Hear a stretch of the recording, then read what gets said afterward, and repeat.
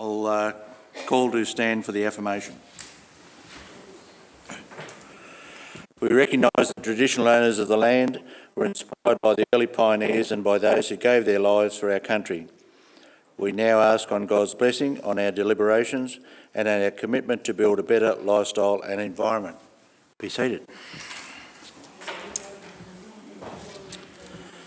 This council meeting is being recorded and live streamed to Council's YouTube channel. The recording will also be made available on Council's website. Whilst all care has been taken to ensure that your privacy is maintained, please be aware that your presence may be recorded. Do we have any apologies today? Councillor Lauren Dempsey. We'll get a mover and a seconder for that. You moved? I'm happy to move. Yep. Second. All in favour? Those against? That's carried. Confirmation of the previous minutes held on Monday the 4th of September and an unscheduled council meeting held on Monday the 25th of September.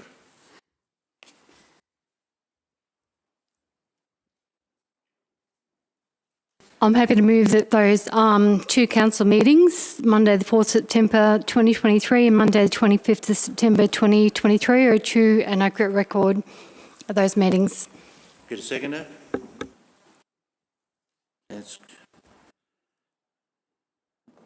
You wish to speak on them at all? Nothing to add. Okay. I'll put the motion. All those in favour? Those against? Motion's carried. Any matters arising out of those minutes? Bit of push. Any matters arising out of those minutes? No. We have no presentation of awards, petitions or joint letters. Any disclosure of conflict of interest at the council meeting? Yes, Mr Mayor, I have conflict regarding the fee waiver submission for a development student. Item 14. And I'll also be declaring conflict in that particular item, 14.1. Any others? Okay, we've noted those. Informal meetings of councillors. There's a number of them there. Get a mover and seconder for those, please. Councillor Starcevic. I'll second that, Mr Mayor. Put that motion. Those against, motion's carried. Item 9.1.1, Public Art Guidelines 2023.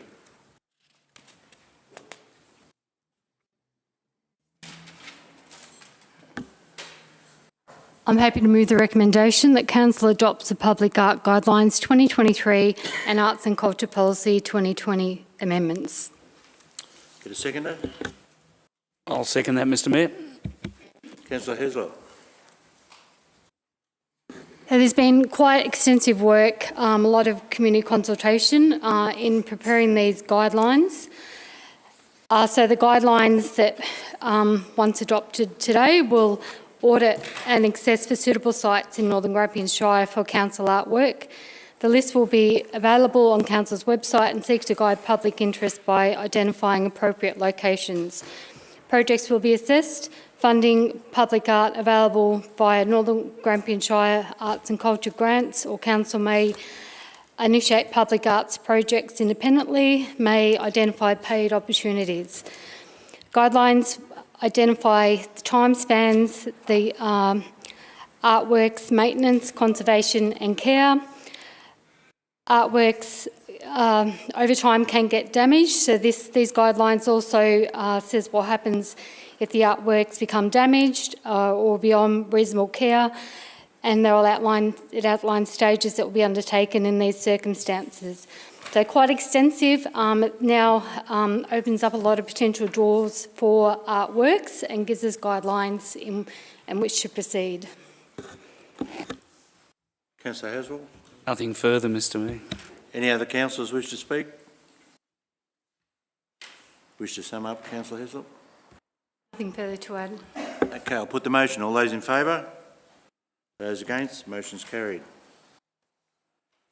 Item 9.2.1, Sonata Framework Plan. Thank you, Mr Mayor. The recommendation is that Council adopt the Sonata Framework Plan for 2023. Happy to second that motion, Mr Mayor. Councillor Starswick. The Sonata Framework Plan, which was called the Structure Plan when we were going through consultation for nearly 2 years, I believe, is a culmination of extensive community engagement and consultation, and it very closely aligns with the economic development strategy, which is something that should be driving all of our activity in this space. There were a number of issues that were raised by the community that have been recognised in the plan. Alignment of town boundaries that clearly set the direction of future land and development for community and investors.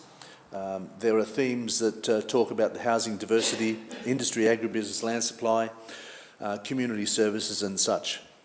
The plan proposes actions under each of the specific themes, and part of this includes the recognition of heritage, pedestrian and cycling connections, recognition and reinforcement of Sonata as a district town, and also recognises that the township and the district that surrounds the town are very key commodity producers that require services, the service industries, so therefore an industrial expansion to our industrial estate, and also the opportunity to expand on value-adding propositions that are currently being done through Ridley Agri Products, Gilmac, Biata Poultry, etc. Each of those businesses employ a number of people. In fact, certainly well over 100 people are employed in just those three enterprises. The plan supports actions and activities that promote targeted developments in these themes, and really is a centrepiece for any funding applications that we may want to apply for with state and federal governments.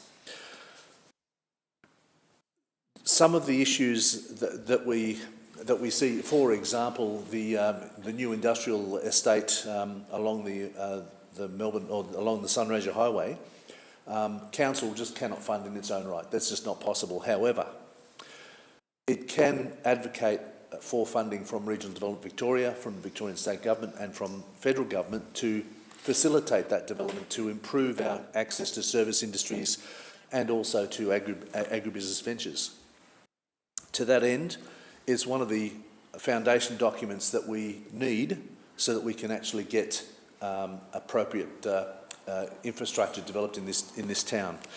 Similarly, Stawell has a structure plan, or sorry, a framework plan, and that is driving developments and outcomes that are appropriate for Stawell and their district. So, just to summarise, the structure plan or framework plan is fundamental to our continued growth as a community. It identifies key areas where we need to develop in the 5 themes, and I put the plan to Council for approval. Councillor Emerson. Yes, thank you, Mr Mayor. I don't think I've got anything further to add. Quite a great overview by Councillor Starswick in regard to the plan. It's a good plan. Let's get it done with. Any other councillors wish to speak?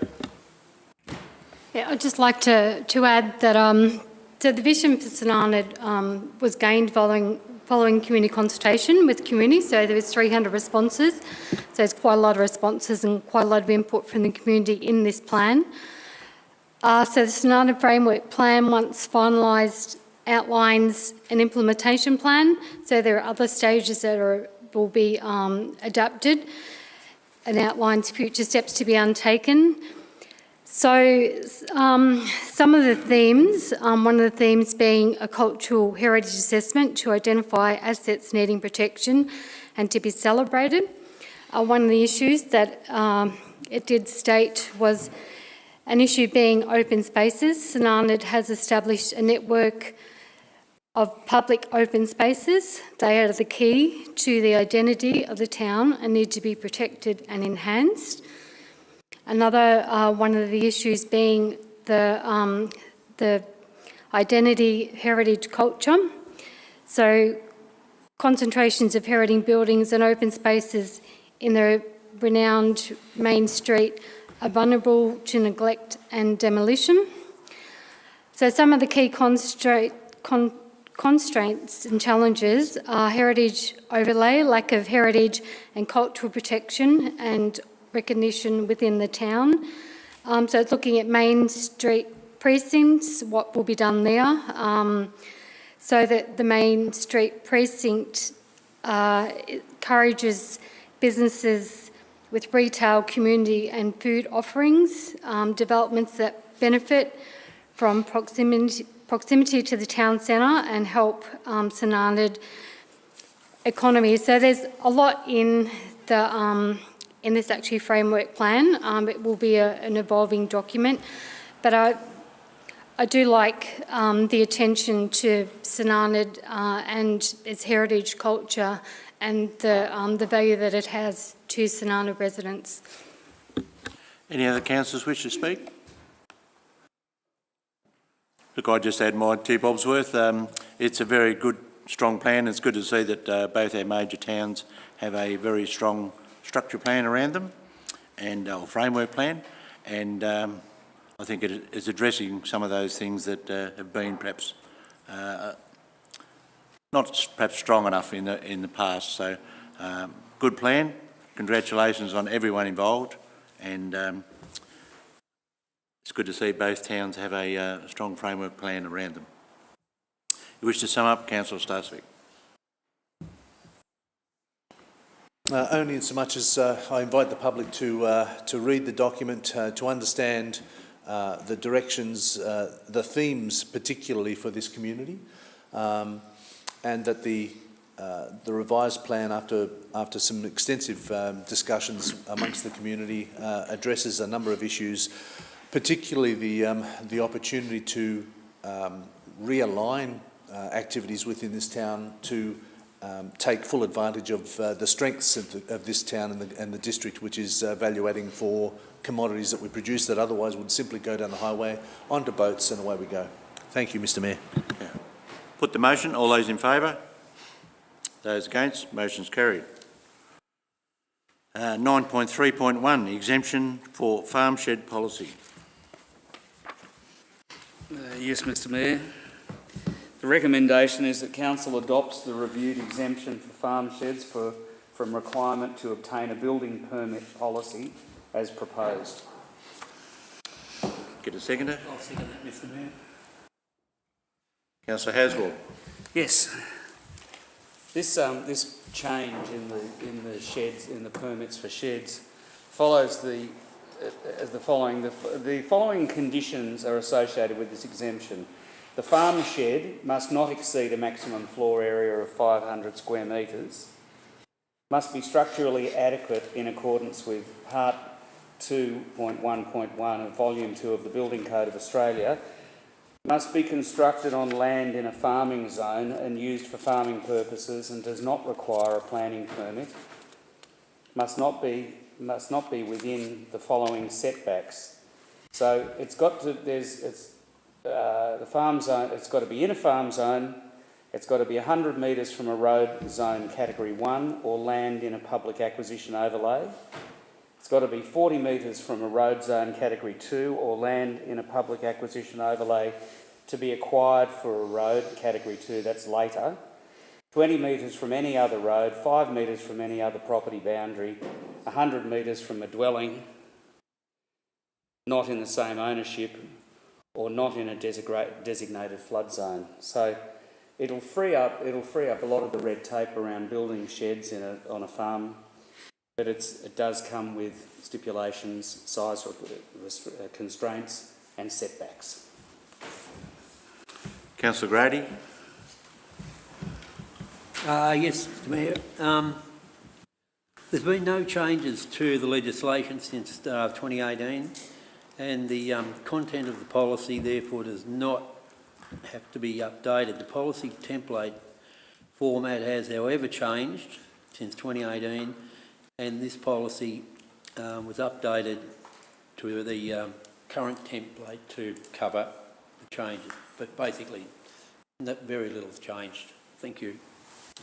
Any other councillors? Thank you, Mr Mayor. 500 square metres, as I was reminded, is only a very small shed for a farm. Nowadays, with machinery reaching 5.5 metres high and worth $1.5 million, these sheds are requisites for farming activity. I think most of the people in the community will recognise there are a number of sheds around here that go beyond that into 1,000 square metres and 8 metres tall to house export hay, which is required by one of our value-add businesses at Gilmac. 500 square metres is a reasonable representation for a farm shed where machinery and other things can be stored, or fibre can be harvested as recommended by the document, but cannot be habitable. It is only for the purposes of farm activity. So, thank you, Mr Mayor. Any other councillors wish to speak? Councillor Haswell, wish to sum up? Nothing further, Mr Mayor. Okay, I'll put the motion. All those in favour? Those against? Motion's carried. Item 9.4.1, Save St Arnaud Market Square petition.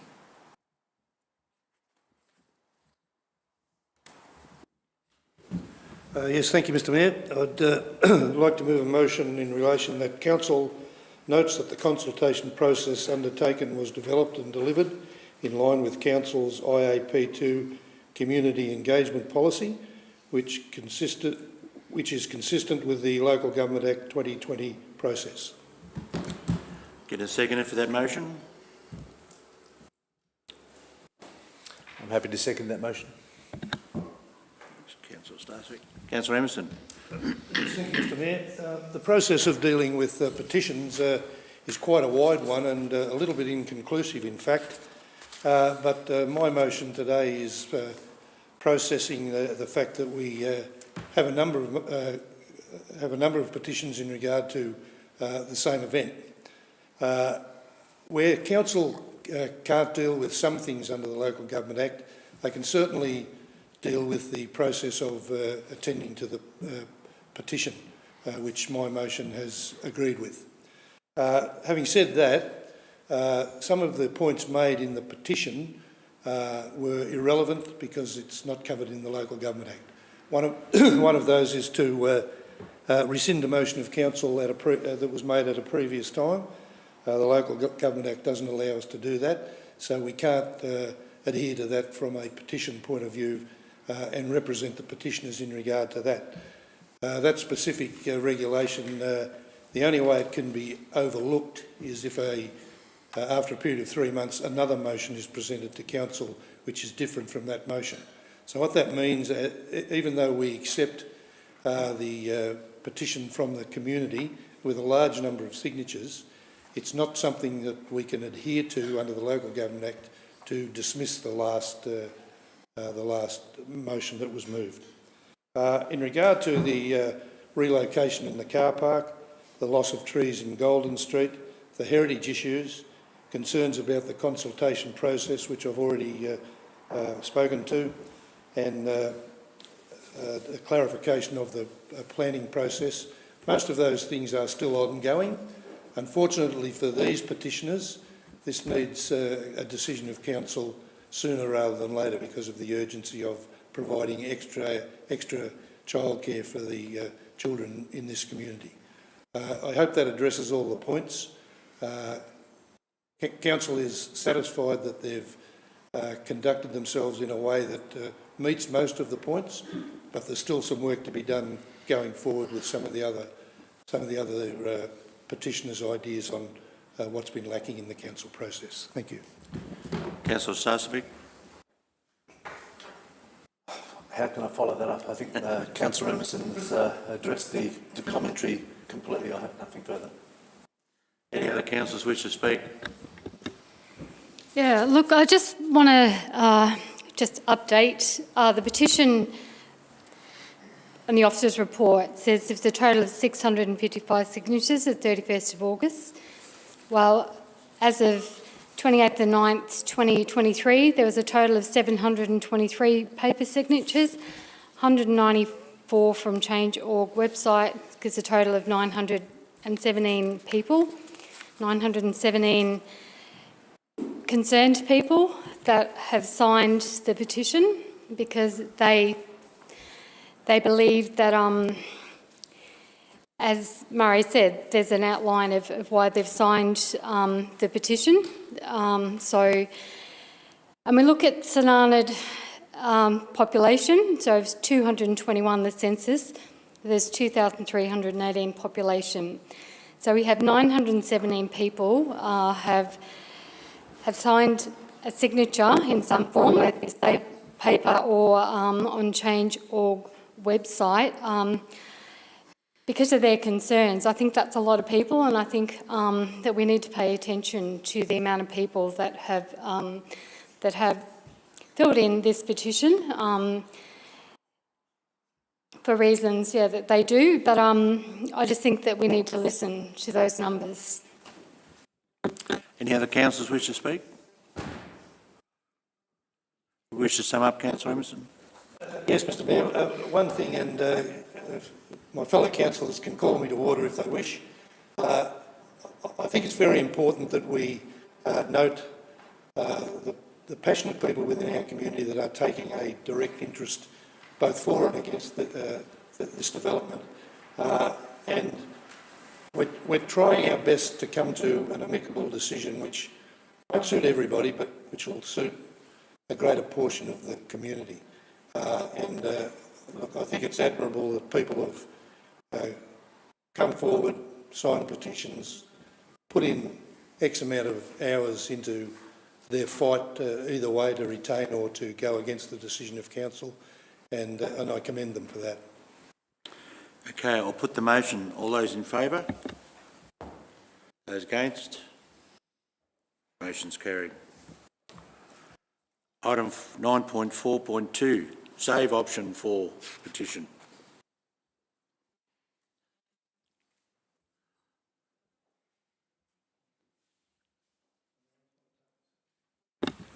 Yes, thank you, Mr Mayor. Seeing I'm on the petition bandwagon today, I'll move the motion and rely on option number 1, and that council notes the petition. Okay. Get a second for that motion. Second that, Mr Mayor. Councillor Emerson, while you're on the go. Thank you, Mr Mayor. I won't go through the whole process again because anybody in the audience or listening through our relay to all places throughout the world will understand that this petition is relative to the last petition, and council, in their wisdom, will do everything they can do to deliver what they believe is the best outcome for the community. Councillor Haswell. Nothing much more to add, Mr Mayor. Just thank you to the people that have taken their time to sign the petition, put it together and bring it to this point. Any other councillors? As you can see, this has been a difficult decision. We have people for and against the same item. Just let me reassure you that we're working very hard to try and get the best outcome for the community and all those concerned. So it is a bit of a work in progress. Time has been fairly short, but we're still trying to work through this to try and get the best outcome possible for the people of St Arnaud. Nothing further, Mr Mayor. Put the motion. All those in favour? Those against? Motion's carried.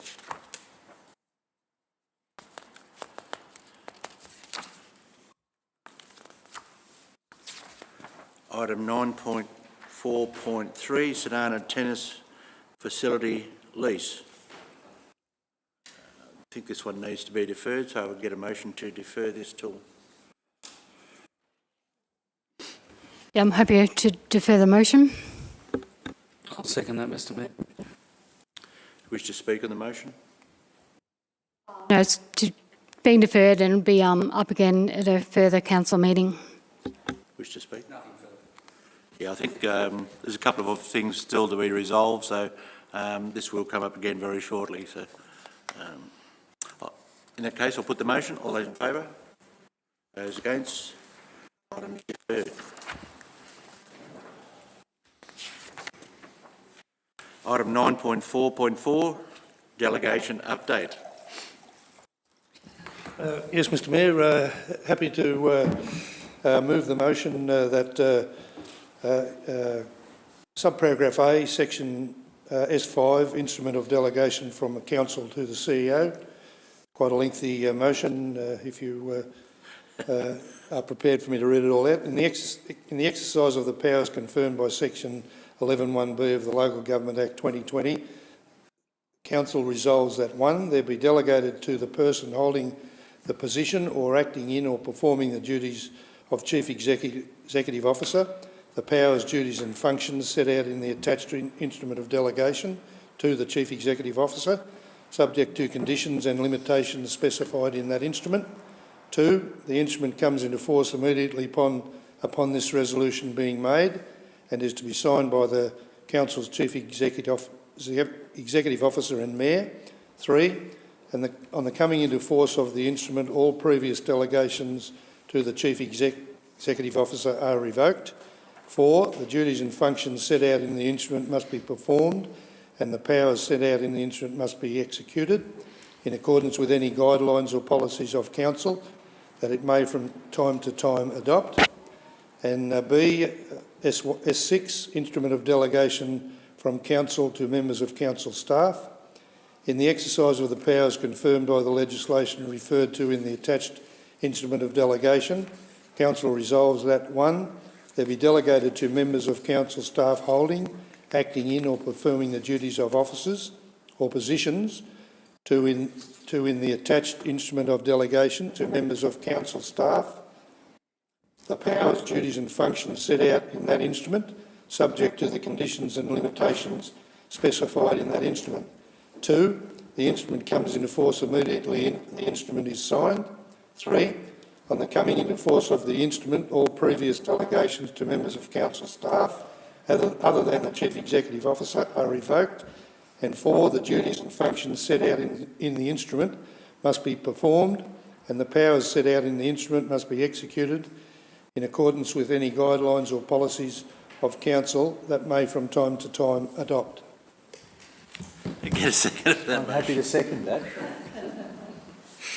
I'll let you get your breath, Councillor Emerson. Thank you, Mr Mayor. So it's pretty straightforward. It's a procedural administrative process that under the Local Government Act the Council must review from time to time. Just to point out a couple of the changes that we're dealing with at the moment. And I knew I wouldn't be able to find them when I needed to.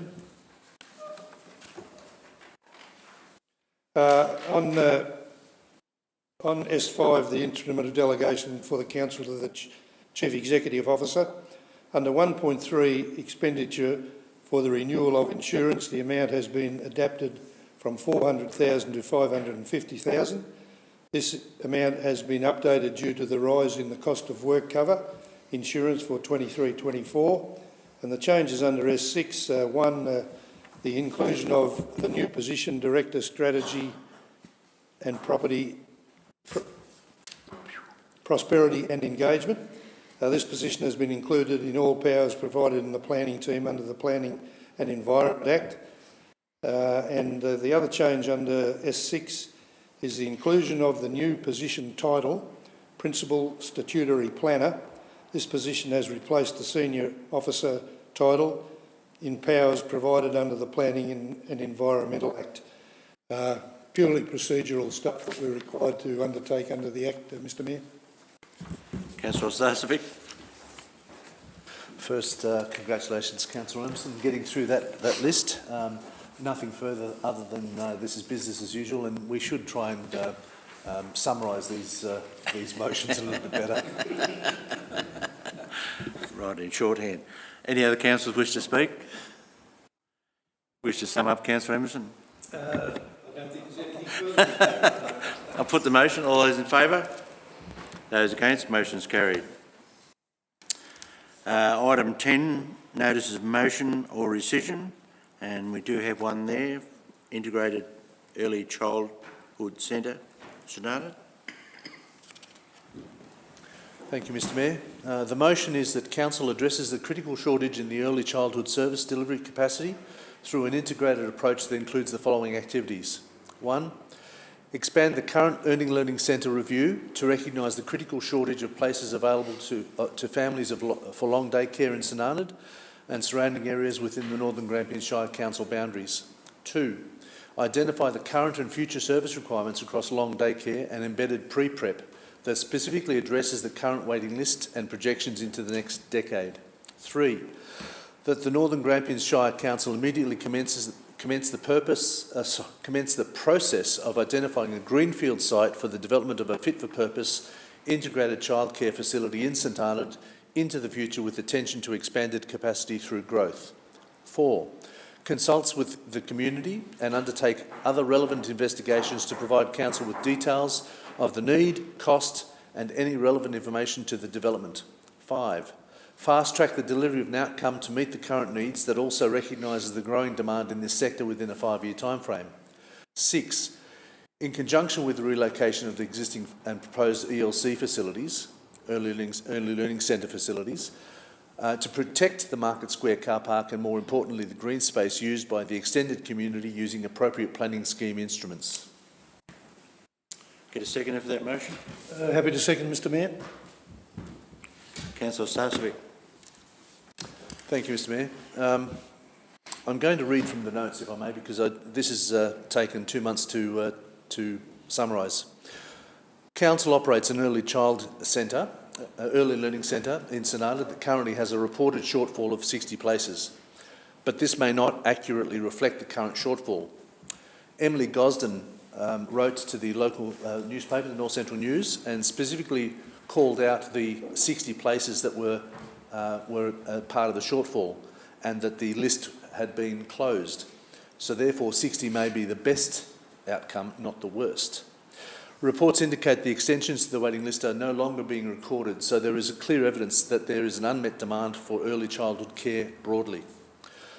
The pathway to this current situation is entwined with government changes to the requirements for accredited childcare operators and an increased demand for both parents to earn an income.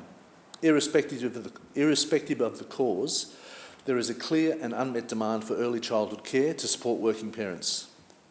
Working parents provide many of the services that our community depends on and represents a bottleneck to attracting people to our shire to support business and community aspirations. An example of the impact that unmet childcare demand is the loss of skilled people from our community, such as a police officer that relocated to seek better outcomes for his family.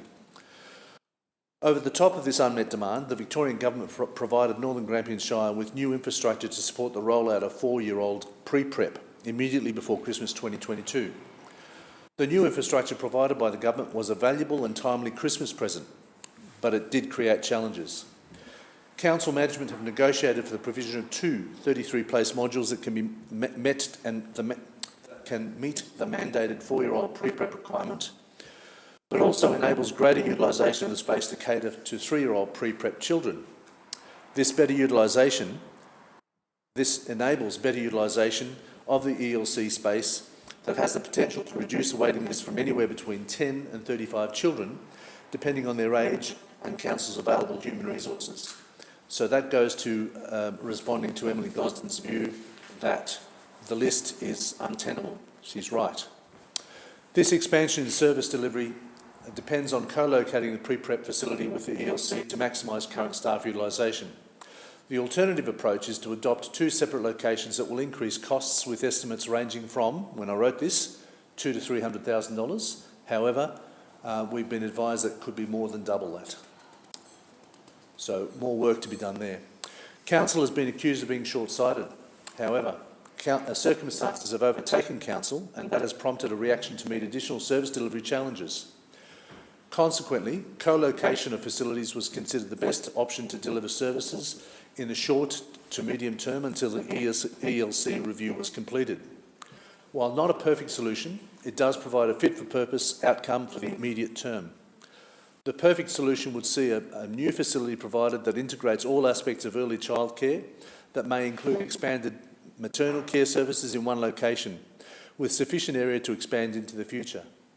This can only be achieved by analysing the information of current and future demand that predicts service delivery, quality and quantity. resource, infrastructure, costs and budget implications, as well as delivery schedule.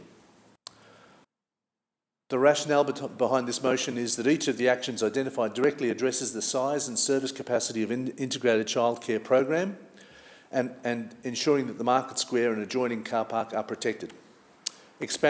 So one of the key comments was expand the current ELC review.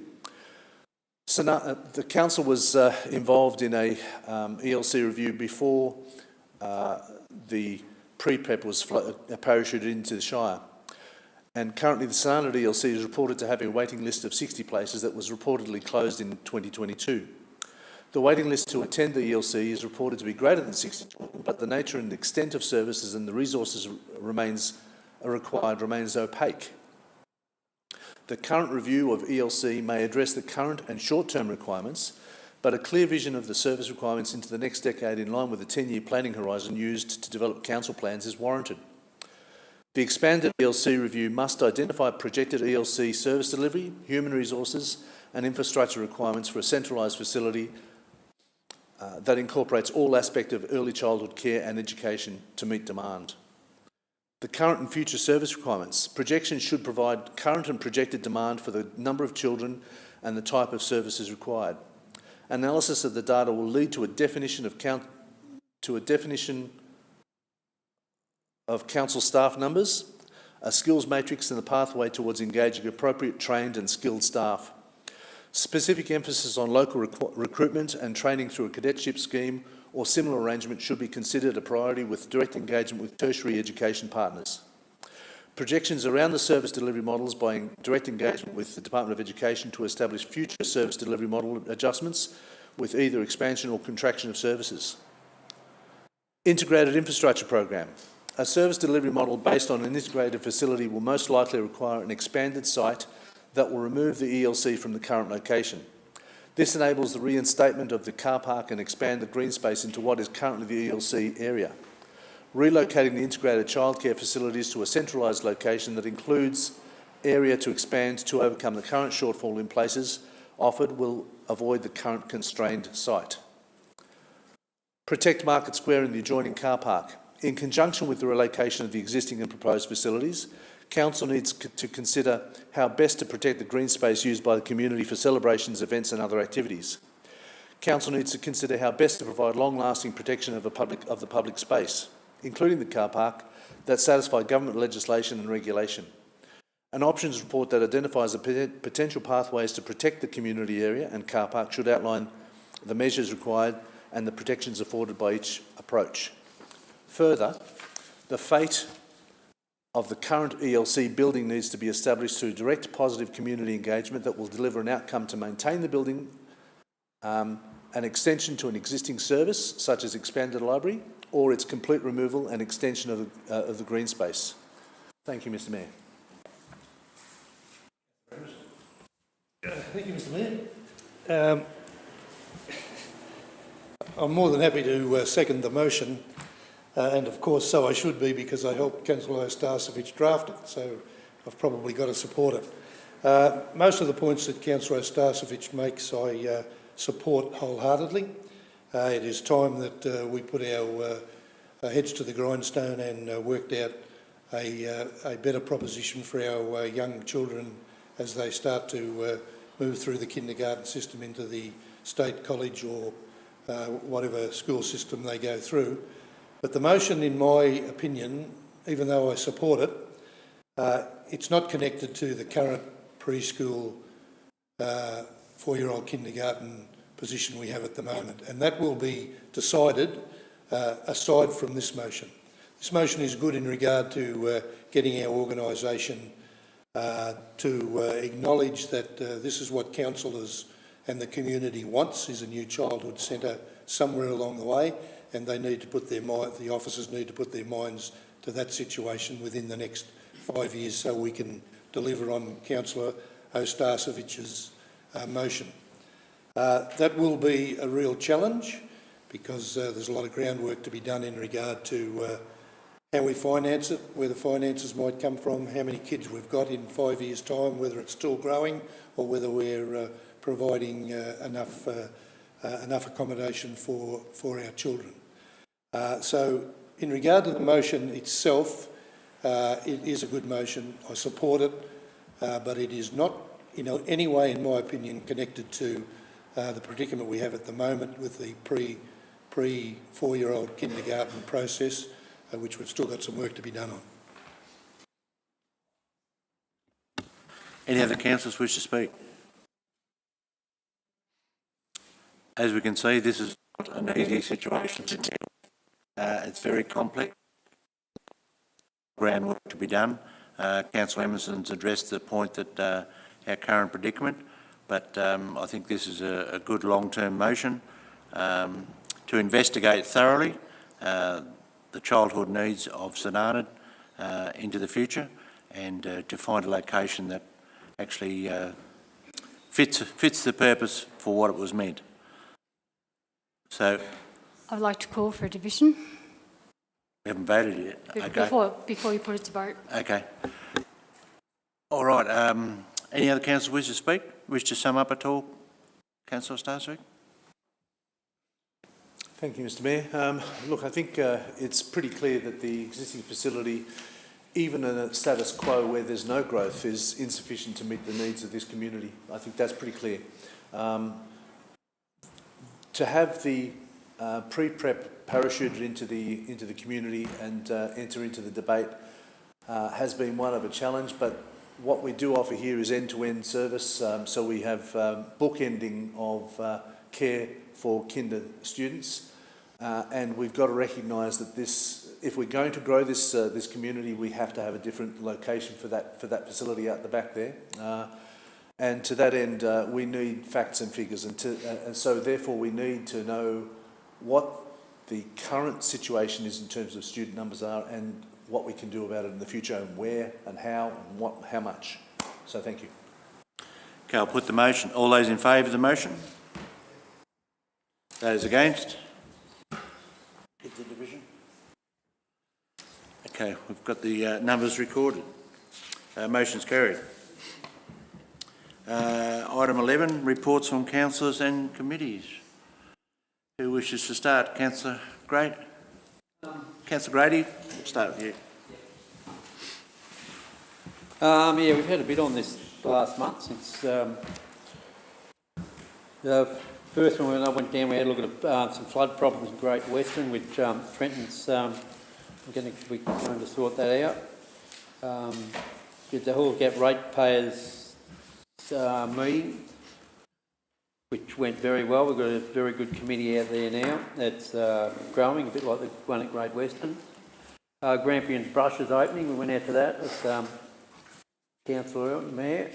They had 280 registered for the workshops for the week, which was huge. Great for Halls Gap. We had a couple of problems with the bottle recycling out at Halls Gap, but we've overcome that. The transmission forums are continuing. I attended a GWM workshop in Horsham last Friday, and all our lakes and reservoirs and everything are looking really good capacity-wise. Most of them are pretty well full. We attended a pre-prep meeting over here with Councillor Emerson last week. Got some more views on this very hard decision what we have to make. Yeah, and that's pretty much it for me. Thank you. Councillor Haswell. Nothing this week. Councillor Heslop. A lot of phone calls, a lot of emails, a lot of pre-prep modular building discussions, which Murray and myself have attended a few meetings. Been doing a little bit of study, and successfully passed my course, which I was very happy. And that's taken a lot of time and a lot of effort passing that, but yeah, it's always nice, and it's training to help with being a councillor. And I just wondering if you'd give an update on Canberra. When we do the rounds, Councillor Emerson. Yeah, thank you, Mr Mayor.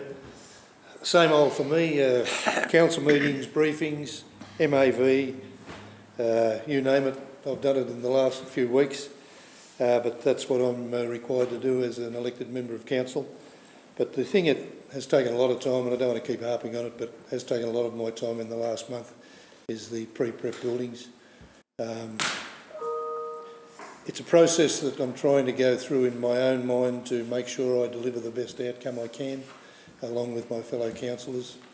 It's not doing much good for my mental health, I will admit, but we'll come to a decision eventually and just hope it's the right one. Councillor Starcevic. Thank you, Mr Mayor. I received a phone call from Colin Coates regarding insurances that relate to the Leonine West issue, and to that end he's offered you an invitation for you to call him and to discuss that particular issue. If you need his number, I'm more than happy to call him today. Excellent. Certainly, aside from the pre-prep, there have been a lot of activity going on with the Student Recreation Reserve.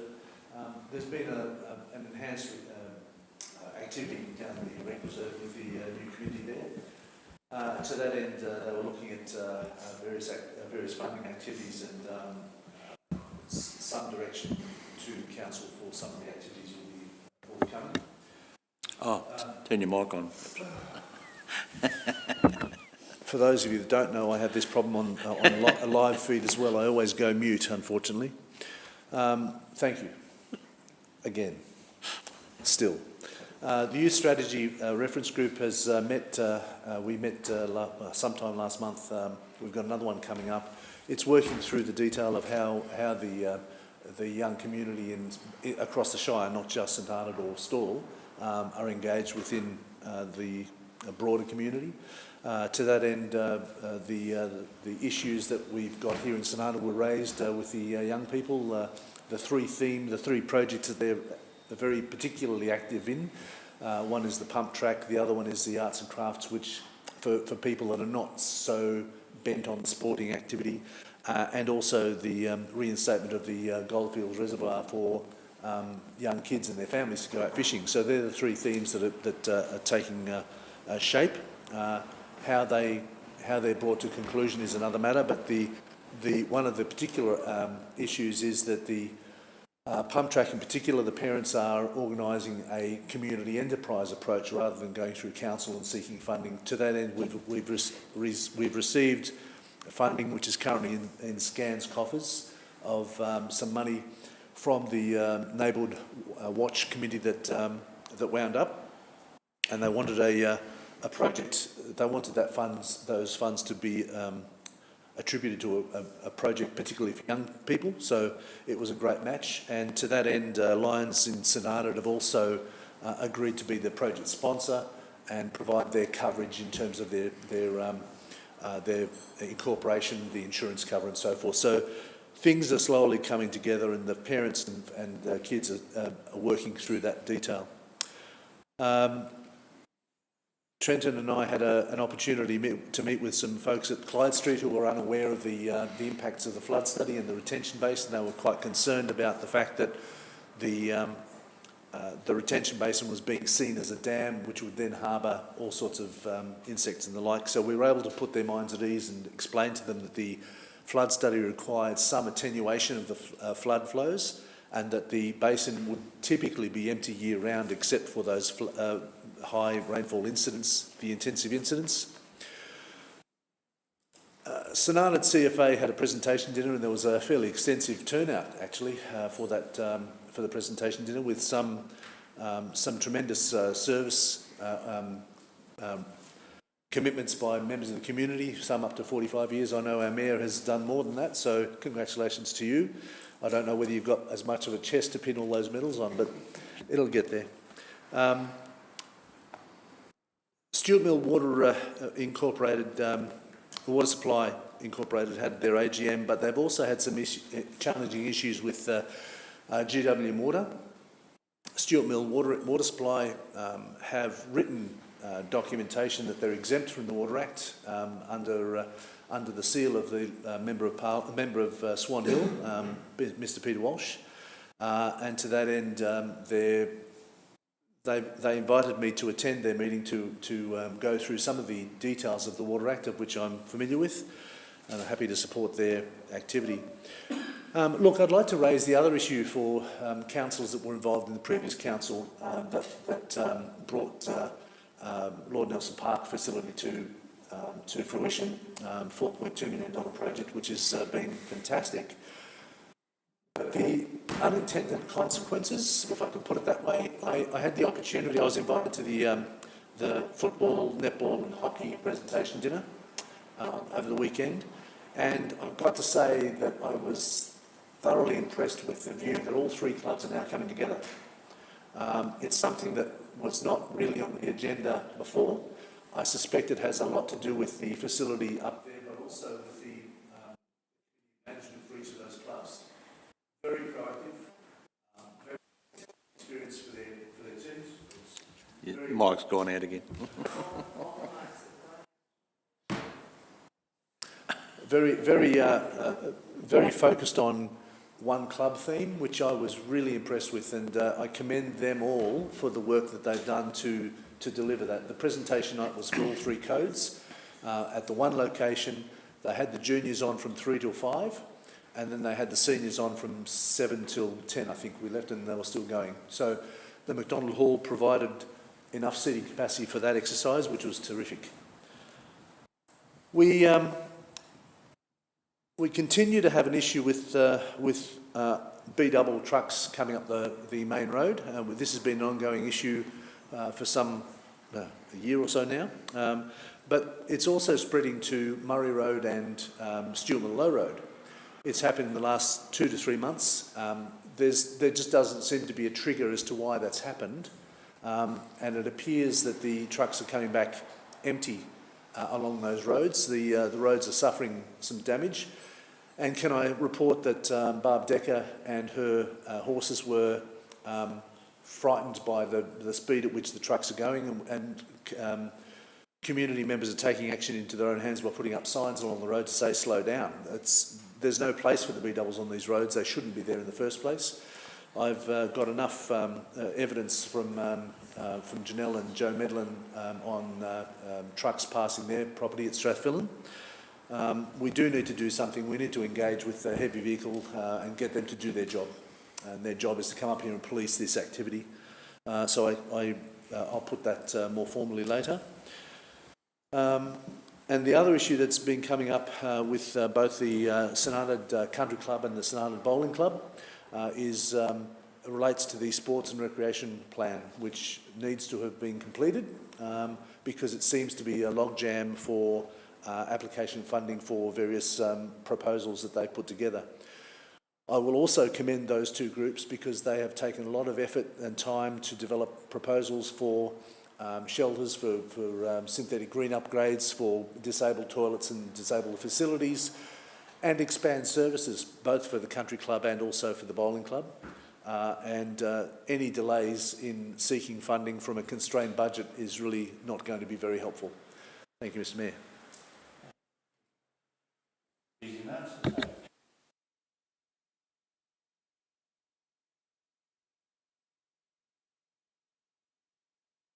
Yes. Did attend a number of local functions, and probably one I was very proud of as a grandfather. Went to the Swifts under 15 netball best and fairest, and my granddaughter won that trophy, so I was pretty happy with that. But also went to, I'm trying to think, there's been a number of functions. On the weekend, went to the Orchid Show in Stawell, and I believe there's one coming up here in St Arnaud very shortly, which I intend to try and get over to.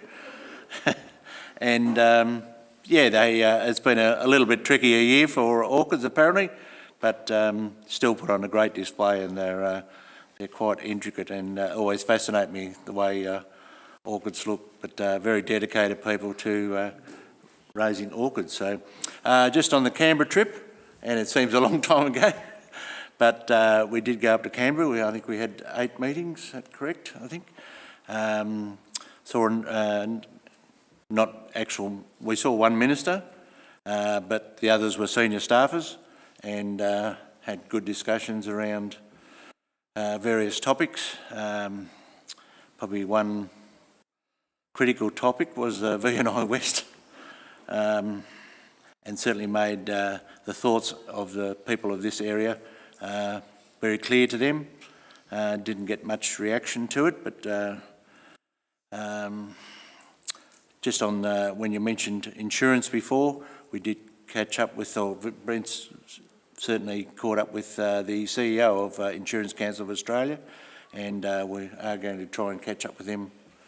We were going to do it Friday, but couldn't do it, and hopefully this week we might be able to arrange that. So hopefully that can answer some of the insurance queries that people have regarding this power line. What else do we do? I'll let you finish in the spots. Look, there was the contact with the Insurance Council CEO. We've been finding it very hard to get any information, so we've managed to get the top person, and very timely that the Insurance Council have just set up a farming group, so we've managed to connect at the right time.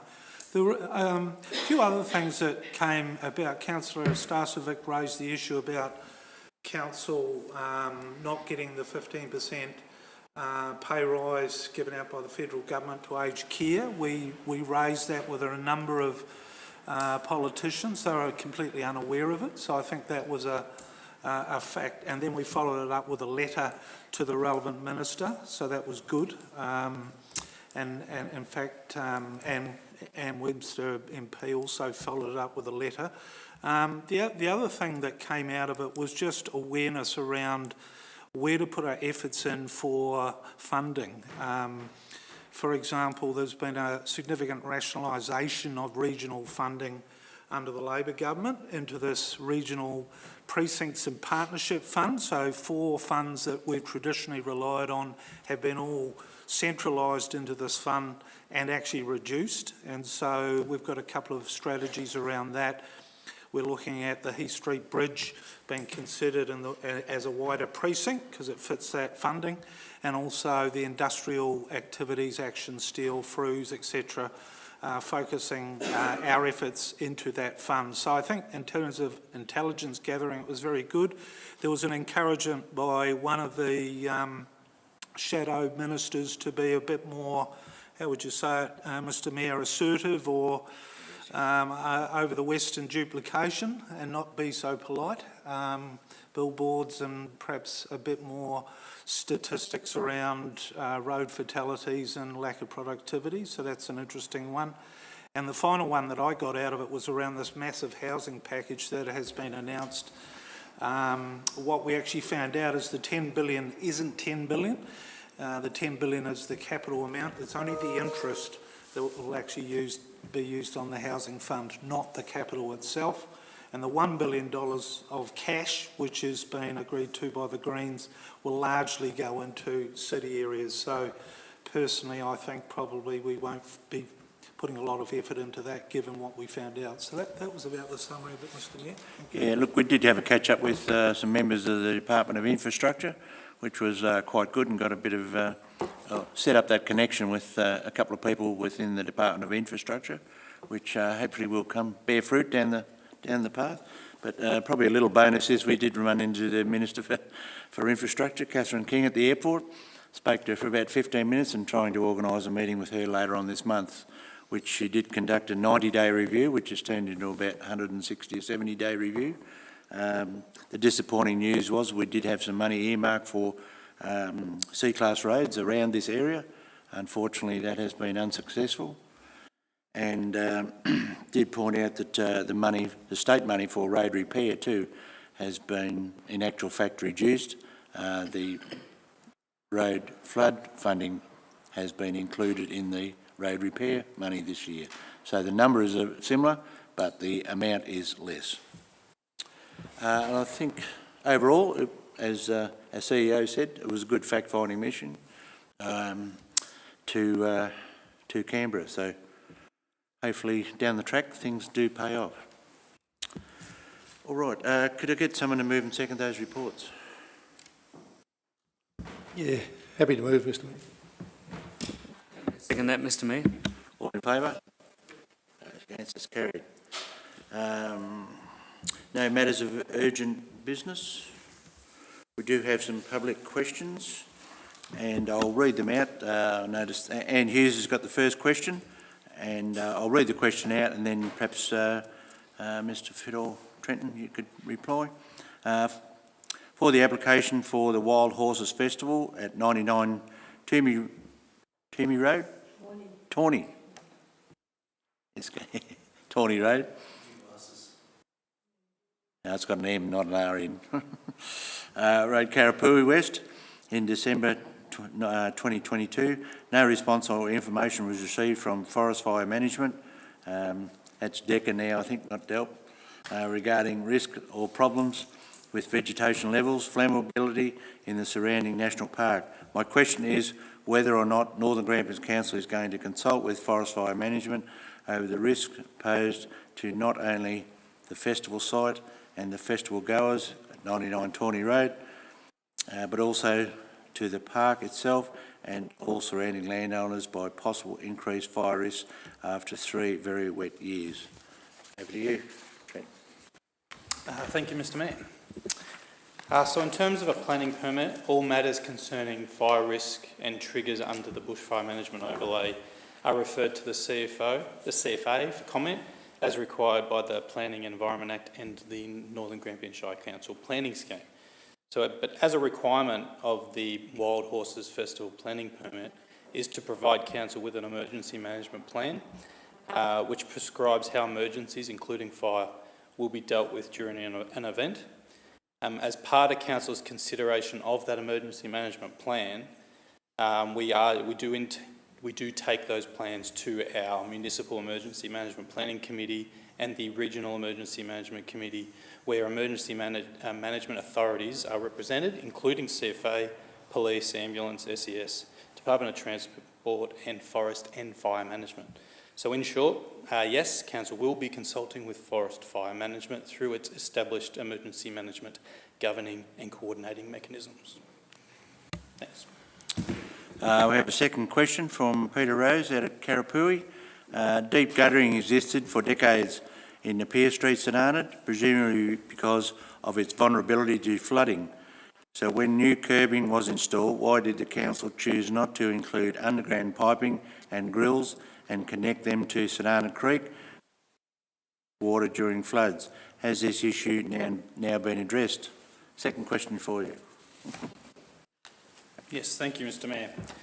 So drainage in Napier Street, St Arnaud, does include underground drainage in places which do connect to the stormwater from Napier Street to the main drain.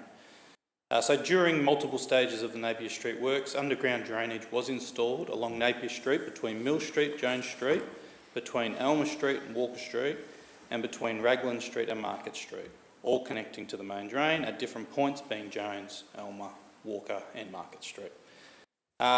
Underground drainage, not including our main trunk infrastructure, including the main drain, by design is not intended to cater for large high-intensity rainfall events.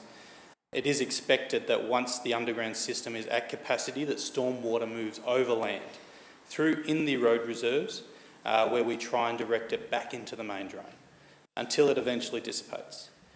It's designed that this is not a common occurrence, it's effectively trying to be a rare occurrence. Unfortunately, with the capacity of the system is at the mercy of the main drain and any legacy infrastructure within the system, and once it's at capacity, stormwater will find another way. That is why we have undertaken the St Arnaud flood study to better understand the pinch points in the system and try and alleviate the pressure on the system and mitigate any future flooding issues and minimise damage caused by flooding events. Thanks. Very good, thank you. Have a third question here from Eric Madison, is it? We might have to take these on notice. I can probably answer the fourth question. Has the St Arnaud Town Band Hall Scout site in Dundas Street been looked at? Yes, we've looked at every available site to try and fit this in. It requires about 5,000 square metres, roughly, and it's not quite there, that site, but we have looked at many sites around St Arnaud, so I think we can tick that one off. But you'll get an answer to these questions and the rest will be taken on notice. Sorry, can we actually hear the question? Four-part. Excuse me. Question 1. How much yearly income is currently received from all sources, including government subsidies, levies, etc., by the Northern Grampians Shire Council from the existing kindergarten facility? Question 2. How much yearly income is expected to be received from all sources, including government income, subsidies, etc., by the council from the existing kindergarten facility plus the new pre-prep modules, if fully allocated next year? Question 3. What percentage of children attending the kindergarten this year are from the Northern Grampians Council area? And question 4 was about the site. So you'll get answers to those questions. Okay, we have one item to deal with in closed council, so could I get a motion to... Yes, Mr Mayor, happy to move a motion pursuant to section 66(2)A of the Local Government Act. We move into closed council to discuss a confidential matter. Get a seconder? Happy to second that. All in favour? Motion's carried.